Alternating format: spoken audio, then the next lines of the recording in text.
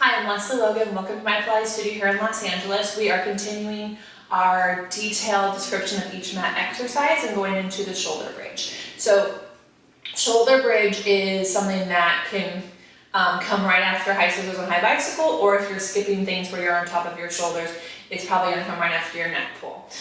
So it's a really delicious exercise. It's actually your thigh stretch lying on your back, if you think about it, in the shape. And then when you add those kicks in, it helps prepare you for the laying down side kick series, I feel. So it's a great way to see where you're connected to your seat, find some really good opposition before you go onto one side and your side kicks, which are coming up. And so I think it's a really genius order to help teach your body what it's gonna need when it's on something that's a little more unstable, like our side body. It's just not something we work very much.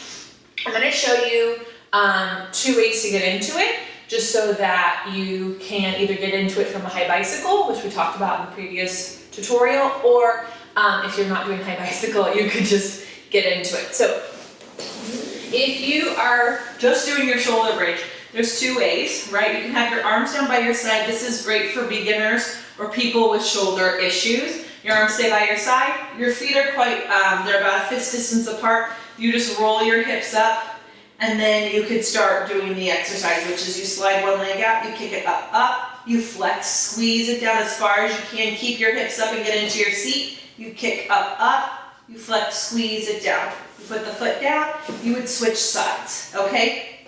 Now, if that is getting to be where you're like, okay, I'm solid there, I would like to do something where I use the hands. In an ideal world, your shoulders are open enough from like your double leg kick that you could place your hands underneath your sacrum. Now, you don't want to do this where your booty's hanging down.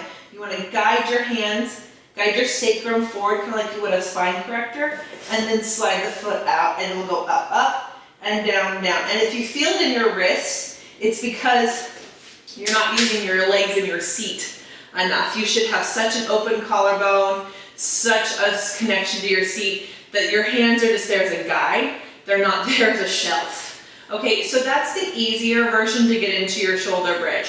The more difficult version is from high bicycle. So you would be up here already, and you would be bicycling your legs away from you, right? And you can do either a single leg transition, so my hands turn to the side, and I land on one leg, and I can go into the shoulder bridge from there.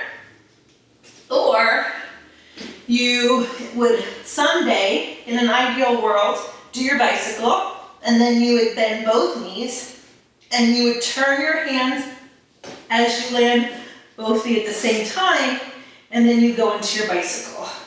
Either way, it's fine, as long as you're challenging yourself and you're not just taking it easy, right? So you'll feel a really good connection to your seat, which will help keep you in the position you need to be in.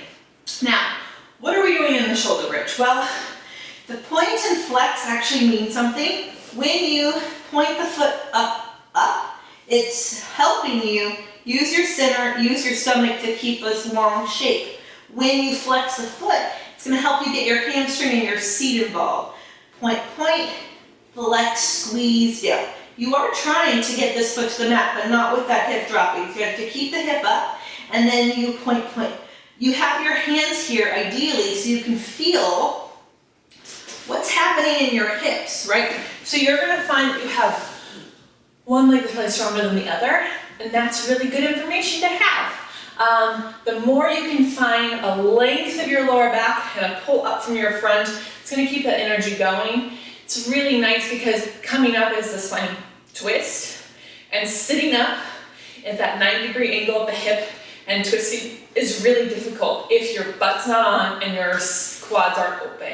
So it's an essential exercise. Don't just skip through it. Like, give your legs the strength and stretch that they need to continue on with your mat practice. I'm Leslie Logan. If you have any questions, you can comment below. You can also subscribe so you don't miss any videos from me. And if you want to challenge all these things that we're learning in a flowing one after the other perspective, please go to onlinepilatesclasses.com, click on mat, and subscribe to our mat classes every week. They're 30 minutes, and you get to take it as many times as you want for $5.